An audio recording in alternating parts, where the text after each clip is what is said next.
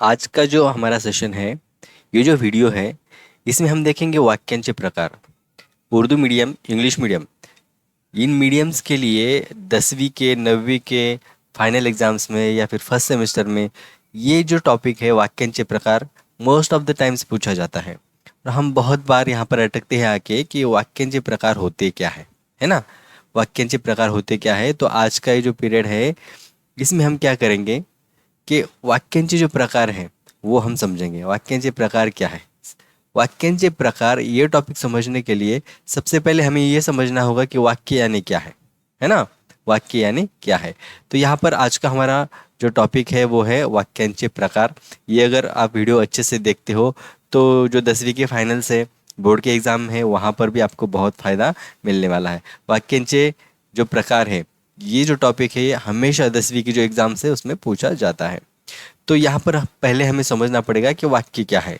तो पहले देखिए, यहाँ पर एक एग्जाम्पल के तौर पे यहाँ पे कुछ एग्जाम्पल दिए हुए हैं और उसके साथ साथ यहाँ पर मैंने डेफिनेशन भी की हुई है, उसकी व्याख्या भी की हुई है कि वाक्य यानी क्या। तो वाक्य वो होता है, देखो, ठराविक क्रमाने असलेल्या अर्थपूर्ण अक्षरसमूहाला वाक्य असे म्हणतात। वो जो शब्दों का समूह होता है ना, अक्षर समूह, जिसे हम शब्दों का समूह भी कह सकते हैं। अक्षर समूह से शब्द ज़्यादा बेटर रहेगा, शब्दांचा समूह, है ना। तो शब्दों का जो समूह है, कलेक्शन ऑफ वर्ड्स है, वो अगर पर्टिकुलर क्रम से आया, एक क्रम से आया, एक सीक्वेंस से आया, और वो अगर कोई मीनिंग बताता है, वो अगर कोई मीनिंग बताता है, एक मीनिंग कंप्लीट बना लेता है, तो वो होगा एक वाक्य। उसी को तो हम वाक्य कहते हैं। ठराविक क्रमाने असलेल्या अर्थपूर्ण शब्दसमूहाला वाक्य असे म्हणतात। ठीक है, ये हुई उसकी व्याख्या। यानी कुछ कलेक्टिवली वर्ड्स एक साथ आए, कुछ लफ्ज़ कुछ शब्द एक साथ आए और उन्होंने क्या किया, एक मीनिंगफुल वाक्य बनाया, तो वो हमारा वाक्य कहलाता है। यहाँ पर एग्जाम्पल के तौर पर 2-3 एग्जाम्पल्स हैं यहाँ पर। तो देखिए क्या है, अहमदनगर हा महाराष्ट्रातील सर्वांत मोठा जिल्हा आहे। अहमदनगर क्या है, महाराष्ट्र के अंदर का सर्वांत मोठा यानी सबसे बड़ा जिल्हा यानी डिस्ट्रिक्ट है ना, ये है। आज आमच्या घरी पाहुणे आले आहेत, ये क्या है, इसमें सारे वर्ड्स है, 1 2 3 4 5 6, है ना, ये सारे वर्ड्स है और वो एक साथ आकर के उन्होंने एक मीनिंगफुल सेंटेंस बनाया, तो इसी को तो हम वाक्य बोलते हैं। भारत हा माझा देश आहे, कितने वर्ड्स है इसमें, भारत हा माझा देश आहे, 5 वर्ड्स है, 5 वर्ड्स एक साथ आए और उन्होंने हमें कुछ एक मीनिंग बताया, कोई चीज़ बताई जो अच्छे से समझ में आई। तो उसी को, उन्हीं उसी समूह को, उसी कलेक्शन को हम क्या बोलते हैं, वाक्य कहते हैं। तो ये हमारा वाक्य हुआ। अब देखते हैं वाक्यों के प्रकार। यहाँ पर वाक्यों के प्रकार समझने के लिए वो वाक्यों के प्रकार बनाए कैसे हैं यह समझना ज़रूरी है। कि वाक्य के जो प्रकार हैं वो कैसे बनाए हैं, वाक्याच्या अर्थावरून, यानी वाक्य का अर्थ क्या है उसके हिसाब से उसके प्रकार बनाए गए। क्रियापदाच्या रूपावरून, उस वाक्य में क्रियापद कौन सा है, उसका रूप कौन सा है, उसके हिसाब से वाक्य के प्रकार बनाए गए। वाक्याच्या रचनेवरून, वाक्य की रचना कैसी है उसके हिसाब से वाक्य के प्रकार बनाए गए। अगर वाक्याच्या अर्थावरून यानी अर्थ के हिसाब से अगर देखा जाए तो विधानार्थी, प्रश्नार्थी, उद्गारार्थी, होकारार्थी, नकारार्थी, ये जो वाक्य के टाइप्स है, टाइप्स ऑफ सेंटेंस है, यानी वाक्य के जो प्रकार है वो अर्थ से लिए जाते हैं। उसका अर्थ क्या निकलता है, उस वाक्य का अर्थ क्या निकलता है, उसी के अकॉर्डिंग ये जो है टाइप बनाया गया। दूसरा क्या है, क्रियापदाच्या रूपावरून, वो जो क्रियापद है उस वाक्य में उसका रूप कौन सा है उसके अकॉर्डिंग यहाँ पर वाक्य के कुछ टाइप्स बनाए गए, जैसे कि स्वार्थी है, आज्ञार्थी है, विद्यार्थी है और संकेतार्थी है। वाक्याच्या रचनेवरून, वाक्य की रचना कैसी है, वाक्य की रचना कैसी है उसके हिसाब से 3 टाइप बनाए गए, वो है केवल वाक्य, संयुक्त वाक्य और मिश्र वाक्य। तो ये अलग अलग टाइप्स है। लेकिन उर्दू मीडियम के जो 10वीं की एग्ज़ाम है, मराठी की, इंग्लिश मीडियम की जो है, उसमें इतने टाइप्स आपको पूछे नहीं जाएंगे। जस्ट आपकी इन्फॉर्मेशन के लिए ये सब मैंने यहाँ पर किया हो, मेंशन किया हो, लेकिन हम देखेंगे हमारी जितनी ज़रूरत के है उतने ही समझेंगे। तो आगे देखिए, जितने ज़रूरत के हमारे वाक्य हैं उसमें सबसे पहले आता है विधानार्थी वाक्य। ये पूछा जाता है, 10वीं के एग्जाम्स में पूछा जाता है। दूसरा क्या है, प्रश्नार्थी वाक्य, ये भी पूछा जाता है, पता होना चाहिए आपको। उद्गारार्थी वाक्य, ये भी आपका पूछा जाता है। होकारार्थी वाक्य, उसके बाद में है नकारार्थी वाक्य और छठा है आज्ञार्थी वाक्य। ये जो टाइप्स है, ये जो 6 टाइप्स है, ये जो 6 टाइप्स है, यही 6 टाइप्स क्या है आपको पूछे जाते हैं, है ना। तो ये सारे टाइप्स अगर आपको समझ में आ गए तो एग्जाम में कोई भी सवाल पूछा जाए वाक्य के टाइप से, वाक्य के प्रकार से, तो मेरे ख्याल से आपको कोई प्रॉब्लम नहीं आनी चाहिए। तो देखते हैं वाक्य के जो टाइप्स हैं उसमें से ये 6 हमें कैसे समझने हैं। तो आगे देखिए, हमारा सबसे पहला है विधानार्थी वाक्य। विधानार्थी वाक्य, अब विधानार्थी वाक्य जो होता है वो क्या होता है? ज्या वाक्यात फक्त विधान केलेले असते, ऐसा वाक्य जिसमें सिर्फ एक विधान किया हुआ है। विधान यानी स्टेटमेंट, कोई एक स्टेटमेंट है, सिंपल सा स्टेटमेंट। ऐसा कोई वाक्य है जिसमें बस एक सिंपल स्टेटमेंट दिया हुआ है, तो वो वाक्य होगा विधानार्थी वाक्य। और उसमें मोस्ट ऑफ द टाइम क्या होता है, या वाक्यांत बहुतांशी काळाची माहिती मिळते। इस वाक्य में से काल का पता चलता है, यानी जो भी काम या फिर जो भी कार्य उस वाक्य में हुआ है वो कब हुआ, भूतकाल में हुआ या फिर वर्तमान में हो रहा है या फिर भविष्य काल में होने वाला है, ये आपको पता चलेगा। इसी के लिए ज़्यादा से ज़्यादा बार ये विधानार्थी वाक्य इस्तेमाल किया जाता है। इसमें होता है विधान, विधान यानी कोई एक सिंपल स्टेटमेंट। ओके, एग्जाम्पल के तौर पे हम देखते हैं, महात्मा गांधी खूब महान नेते होते। महात्मा गांधी जो थे वो बहुत महान नेता थे, एक स्टेटमेंट है। और आखिरी में है होते, यानी थे, अभी नहीं है ना, वो अभी जिंदा नहीं है, वो थे, ऐसा यहाँ से पता चला है। यानी इस सेंटेंस में हमें क्या पता चला, काल का पता चला, टेंस का पता चला, टाइम का पता चला, और साथ ही साथ पता चला कि वो एक ये समझ में आ रहा है कि वो एक सिंपल सा स्टेटमेंट है, इसके अलावा कुछ नहीं है। पुणे हे अतिशय सुंदर शहर आहे। पुणे कैसा है, ये बहुत खूबसूरत शहर है अभी है ना, काल का पता चल रहा है इसमें। और एक सिंपल स्टेटमेंट है, पुणे एक अच्छा शहर है, हाँ भाई अच्छा शहर है। ओके, तो आमची ट्रेन 9 वाजता येणार आहे। आमची ट्रेन 9 वाजता येणार आहे, हमारी ट्रेन 9 बजे आएगी, अभी आई नहीं है, तो वो आएगी, आगे चल के आएगी। और इसमें कोई बहुत बड़ी बात नहीं है ना, एक ट्रेन है जो 9 बजे आने वाली है, सिंपल सा स्टेटमेंट है। तो ऐसा कोई वाक्य जो एक सिंपल स्टेटमेंट है और उसमें से किसी एक काल का पता चलता हो, टाइम का पता चलता हो, तो वो होगा विधानार्थी वाक्य। ठीक है, जब भी आपको एग्जाम में पूछा जाएगा कि पहचानो कि ये वाक्य का प्रकार कौन सा है, देख लेना। अगर उसमें कोई सिंपल स्टेटमेंट होगा, कोई सवाल नहीं किया गया, कोई आज्ञा नहीं दी गई, कुछ भावनाओं का ज़्यादा एक्सप्रेशन नहीं हुआ, ऐसा कुछ नहीं हुआ, एक सिंपल सा स्टेटमेंट है, एक सादी सादी जानकारी है और उसमें से कोई काल का पता चल रहा है, तो समझ लेना वो क्या है, विधानार्थी वाक्य है। तो आगे देखते हैं, हमारा दूसरा है प्रश्नार्थी वाक्य। ये जो टाइप है इसी में से हमें पता चलेगा कि वाक्य का प्रकार क्या है। देखो यहाँ पर है प्रश्न, है ना, प्रश्न यानी क्या, क्वेश्चन, प्रश्न यानी क्वेश्चन, सवाल। तो ऐसा वाक्य जिसमें से सवाल पूछा गया हो, जैसे ज्या वाक्यात प्रश्न विचारलेला असतो, जिस वाक्य में सवाल पूछा जाता है अशा वाक्याला प्रश्नार्थक वाक्य म्हणतात। बहुत आसान है। और आखिरी में अगर आपको इस तरह से क्वेश्चन मार्क दिखा तो समझ लेना वो क्या है, प्रश्नार्थक वाक्य है, प्रश्नार्थी वाक्य है। ये देखो, तुमच्या शाळेचे नाव काय आहे, तुमच्या शाळेचे नाव काय आहे, तुम्हारी स्कूल का नाम क्या है, एक सवाल है। दिवाली की छुट्टी कधी शुरू होईल, दिवाली की छुट्टी शुरू कब होगी, एक सवाल है। तुम्हाला समोसा आवड़तो का, आपको समोसा पसंद है, तो ये सारे क्या है, सवाल है। कैसे पता चला, आखिरी में क्या है, सवालिया निशान है, क्वेश्चन मार्क है। किसी भी वाक्य के आखिर में अगर सवालिया निशान है, क्वेश्चन मार्क है, तो समझ लेना वो क्या है, प्रश्नार्थी वाक्य है। ठीक है, बहुत आसान है। तीसरा क्या है, उद्गारार्थी वाक्य।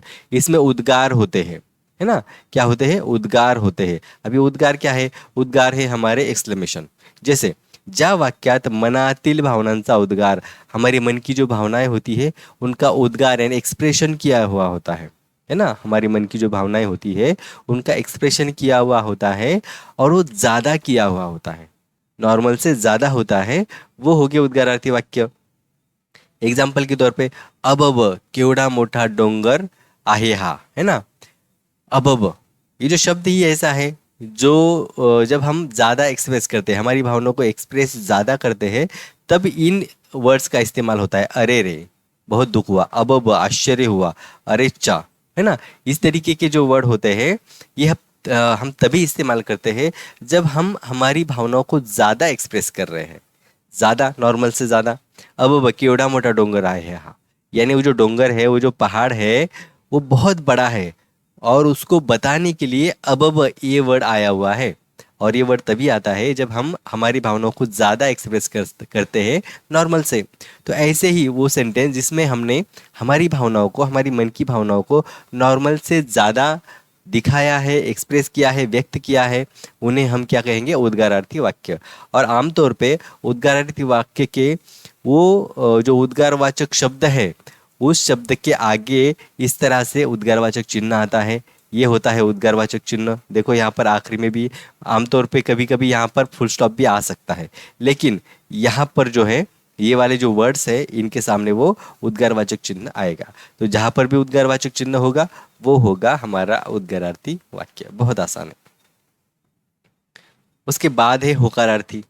होकार, होकार शब्द का मतलब ही होता है हाँ में, हाँ होता है, हाँ, हाँ यानी पॉजिटिव, हाँ यानी पॉझिटिव्ह। ठीक आहे, कैसे, ज्या वाक्यात होकार दर्शवलेला असतो, ऐसा वाक्य जिसमें हाँ कहा हुआ होता है। क्या कहा हुआ होता है, हाँ। जिस वाक्य में से पता चला कि हाँ है, ना नहीं है। हाँ है मतलब ना नहीं है, तुम बहुत अच्छे हो, अच्छे हो ना तुम, इस तरह से ना का कोई सवाल ही नहीं है इसमें। तो ऐसे वाक्य जिसमें हाँ कहा हुआ होता है, होकार दिखाया हुआ होता है, उसे कहेंगे होकारार्थी वाक्य। एग्जाम्पल से ज़्यादा अच्छे से समझ में आएगा। नियमित अभ्यास कर, नियमित यानी कंटिन्यूअस, हमेशा आपको क्या करना है, अभ्यास यानी पढ़ाई करना है, रेगुलरली आपको पढ़ाई करनी है। तो करने के लिए कहा है ना करने के लिए तो नहीं कहा। तो हाँ कहा हुआ है, अगर हाँ कहा हुआ है तो उसे हम होकारार्थी वाक्य कहेंगे। ठीक है। सारसबाग अतिशय सुंदर है कहा हुआ है ना, सारसबाग अतिशय सुंदर है। तो इस तरह से जिसमें भी हा कहा हुआ है, तुझा अभ्यास पूर्ण झाला का, है ना, नहीं झाला का ऐसे तो नहीं पूछा, झाला का पूछा हुआ है, यानी हा क्या नहीं, हा कहा हुआ है ना, यानी पॉजिटिव है। ये सारे स्टेटमेंट क्या है, पॉजिटिव। और बस आपको ध्यान में ये रखना है कि होकारार्थी वाक्य कोई भी हो सकता है, प्रश्नार्थक भी हो सकता है, उद्गारवाचक भी हो सकता है, और विधानार्थी भी। जैसे पहला से ये वाक्य देखेंगे आप, नियमितपणे अभ्यास कर, हाँ तो कहा है, लेकिन एक सिंपल स्टेटमेंट भी है, करने के लिए कहा है, एक सजेशन भी है। तो इस तरह से होकारार्थी वाक्य और भी किसी टाइप का भी हो सकता है, या फिर प्रश्नार्थक वाक्य है तो वो होकारार्थी भी हो सकता है, प्रश्नार्थक वाक्य नकारार्थी भी हो सकता है। उद्गारवाचक वाक्य है वो होकारार्थी भी हो सकता है और नकारार्थी भी हो सकता है, या फिर कोई नॉर्मल स्टेटमेंट है ना, यानी विधानार्थी वाक्य है, वो होकारार्थी भी हो सकता है, नकारार्थी भी हो सकता है। होकारार्थी यानी हाँ कहा हुआ है, पॉझिटिव्ह है, और नकारार्थी यानी ना कहा हुआ है। ठीक है। नकारार्थी देखिए, ज्या वाक्यात नकार दर्शवलेला असतो, कुछ ना कुछ ना कहा हुआ है, जैसे अनियमितपणे, नियमित का अपोजिट है ना अनियमितपणे, नकोस, यहाँ पे ना कहा है, ना आया है यहाँ पे। अनियमितपणे अभ्यास करू नकोस, मतलब क्या, नियमितपणे अभ्यास करो। अब अगर आपको कहा जाए कि कन्वर्जन करना है, नकारार्थी से होकारार्थी में करना है, तो उसका मतलब ये नहीं कि उसका अपोजिट करेंगे, मीनिंग तो वही रहेगा। यहाँ पर देखिए आप, नियमितपणे अभ्यास करो, नियमितपणे अभ्यास कर यानी रेगुलरली पढ़ाई करो, और यहाँ पर क्या है, अनियमितपणे अभ्यास करू नकोस, यानी इरेगुलरली पढ़ाई नहीं करनी है, यानी क्या, रेगुलर पढ़ाई करनी है।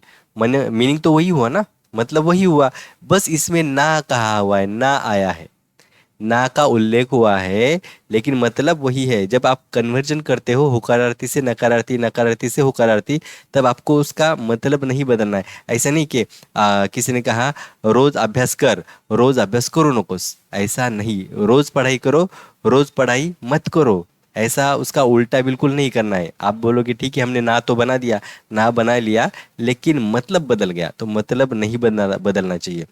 पहले क्या वाक्य था, सारसबाग अतिशय सुंदर आहे, यहाँ पर क्या है, सारसबाग वाइट नाही, यानी कैसी है, अच्छी है, बुरी नहीं है, मतलब कैसी है, अच्छी है, मतलब नहीं बदला। बस यहाँ पर ना ही आ गया, ना आ गया मतलब ये हो गया नकारार्थी। नकार का मतलब होता है ना, वाक्य में ना का सेंस होना चाहिए, तो वो होगा नकारार्थी। तुझा अभ्यास अपूर्ण नाही ना, देखो आ गया ना, है ना, नहीं ना यानी आपका अभ्यास पूरा तो है ना, इस तरह से। आज्ञार्थी वाक्य, आज्ञा, आज्ञा का मतलब होता है ऑर्डर देना, कमांड देना, है ना, ऑर्डर देना या फिर कमांड देना। वाक्यातील क्रियापद, अब इसमें सिर्फ आज्ञार्थी इसका नाम तो है, लेकिन सिर्फ आज्ञा होगी, ऑर्डर होगी, कमांड होगी ऐसा नहीं है, इसमें और भी चीज़ें होती है।